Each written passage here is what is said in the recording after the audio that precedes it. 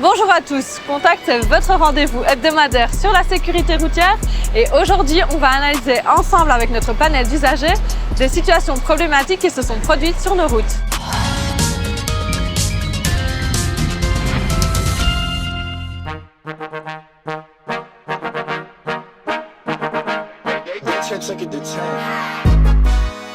Comment quitter sa place de parking en toute sécurité?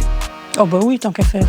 Je prends mon temps pour descendre. Ça va pas aider. Non, clairement pas. La portière est ouverte et le feu est vert, donc je pense qu'il y a un petit manque d'inattention là. Rien ne va, dans le sens où le stationnement ne va pas. On est près d'un passage pour piétons et d'un feu, et donc je crois qu'il faut 6 ou 12 mètres avant un feu. Elle est sur le trottoir complet. Et ne fait pas attention en ouvrant la portière à ce qui arrive derrière. C'est pas très grave. Je pense que les deux, ils ont été courtois l'un envers l'autre. Oui. Toi, quand tu sors de la voiture, tu fais comment? Moi, du coup, je regarde dans mon rétroviseur s'il y a personne. Je sors face à la route, donc face aux véhicules qui viennent, je donne jamais le dos. Mais s'il y a quelqu'un, j'attends que la voiture passe ou que le vélo passe, puisque les vélos aussi, c'est vite dangereux. J'attendrai d'abord qu'il n'y ait plus de voiture, et puis j'ouvrirai la porte. Est-ce que toi, t'as déjà dû te garer comme ça en urgence et sortir en vitesse, comme la dame? Ça sert à rien en fait. C'est gagner une seconde pour perdre une vie ou... Quand tu es en infraction et que tu sais que tu commets une infraction, il faut être attentif. Alors pour quitter son emplacement de stationnement en toute sécurité, on doit bien vérifier que l'ouverture de portière et le fait de sortir du véhicule ne constituent pas une gêne ou un danger pour les autres usagers, surtout les piétons et les cyclistes qui peuvent venir derrière au niveau du trottoir ou de la chaussée.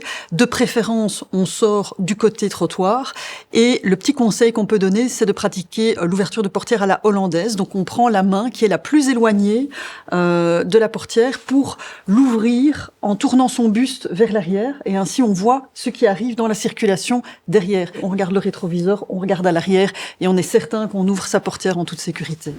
Donc soit tu te gares bien, soit tu es souple, mais il va falloir prendre une décision. Le piéton a-t-il le droit de se trouver là? Qu'est-ce qui se passe? Attention, Bon. madame.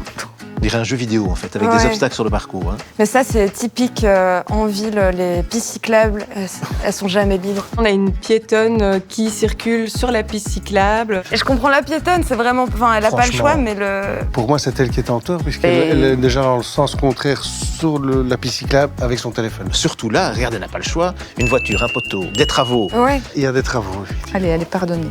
Je me demande quand même ce qui est prévu dans le code de la route, parce qu'effectivement, c'est la piste cyclable. À ton avis, Rem, elle peut se mettre là? On va pas repasser au-dessus de la balustrade du chantier, là. Ouais, mais derrière Là, la... j'ai très souvent le cas à vélo, je suis sur la piste cyclable, la délimitation n'est pas claire, et les personnes, en fait, déambulent, elles me gênent et j'ai peur de leur rentrer dedans. Ça t'arrive, hein? Souvent, Je sur n'aime... ton... Ben non, j'aime pas. Seulement en voiture. Moi, sauf si c'est vraiment important. Oui. Alors, les piétons, ils peuvent utiliser la piste cyclable dans certains cas, quand il n'y a pas de trottoir ou d'accotement. La piétonne a utilisé la piste cyclable pour contourner les travaux, ce qu'elle pouvait faire. Quand un piéton utilise la piste cyclable, il doit céder le passage aux usagers qui y circulent déjà. Et aussi, il doit regagner sa place sur le trottoir dès que possible. On voit dans cette situation que la piétonne n'a pas regagné sa place sur le trottoir parce qu'elle était trop accaparée par son téléphone. Petit rappel aussi pour les cyclistes, il y a des piétons qui peuvent être des personnes à mobilité réduite, des personnes malentendantes, malvoyantes. Ça ne se voit pas forcément directement. Et donc, les conducteurs, dans ce cas-ci le cycliste, doivent aussi être attentifs à ce qui se passe et pouvoir adapter leur vitesse et leur conduite aux circonstances. Une médaille. Deux. Allez. Médaille. Voilà, Contact, c'est déjà terminé pour aujourd'hui. Merci d'avoir été avec nous. Si vous avez encore des questions sur le code de la route ou la sécurité routière, envoyez-les nous en scannant le QR code qui s'affiche juste au bas de votre écran. Nous ne manquerons pas de les poser à nos experts lors d'une prochaine émission. Quant à moi, je vous dis à la semaine prochaine et d'ici là, soyez prudents.